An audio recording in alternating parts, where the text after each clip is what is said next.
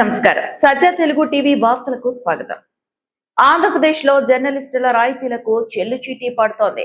APSRTC నిబంధనలకు విరుద్ధంగా గుర్తింపు పొందిన పాత్రికేయుల నుండి బస్ పాస్ ఛార్జీలను అధికంగా వసూలు చేస్తుందనే విమర్శలు తీవ్ర కలకలం రేపుతున్నాయి.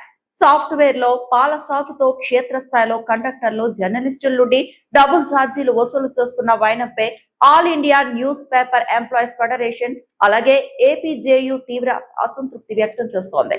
మచిలీపట్నంలో ఈ రోజు జరిగిన ఒక సంయుక్త ప్రకటనలో జర్నలిస్టుల సంక్షేమ హామీల అమలుపై నేతలు ప్రభుత్వ నిర్లక్ష్యాన్ని ఎండగట్టారు. రాష్ట్రంలో ప్రజాస్వామ్యానికి 4 స్తంభంగా నిలిచే జర్నలిస్టుల పట్ల రవాణా శాఖ మరియు ప్రభుత్వం వ్యవహరిస్తున్న తీరుపై పాత్రికేయులకు ఆగ్రహం వ్యక్తం చేస్తోంది. అధికారిక నిబంధనల ప్రకారం బస్ పాస్ ఉన్న జర్నలిస్టులు తమ నిర్దేశిత జిల్లాల దాటి ప్రయాణించినప్పుడు కేవలం 1/3 వంతు ఛార్జీ మాత్రమే వసూలు చేయాలి.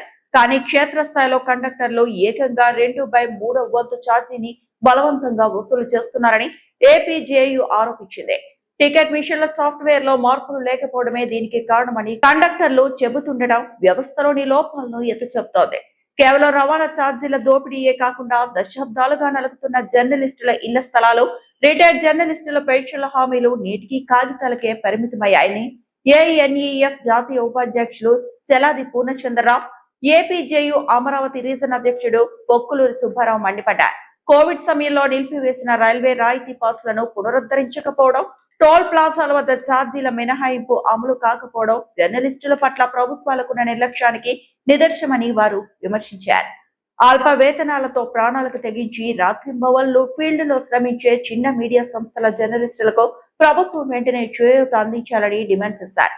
స్వేచ్ఛా పత్రికా వ్యవస్థను కాపాడాలంటే తక్షణమే సీఎం మరియు రవాణా శాఖ అధికారులు జోక్యం చేసుకుని ఏపీఎస్ఆర్టీసీ సాఫ్ట్వేర్ లోపాలను సరిదిద్దాలని, పెండింగ్ సంక్షేమ హామీలను యుద్ధ ప్రాతిపదికన నెరవేర్చాలని ఏపీజేయు గట్టిగా డిమాండ్ చేస్తోంది.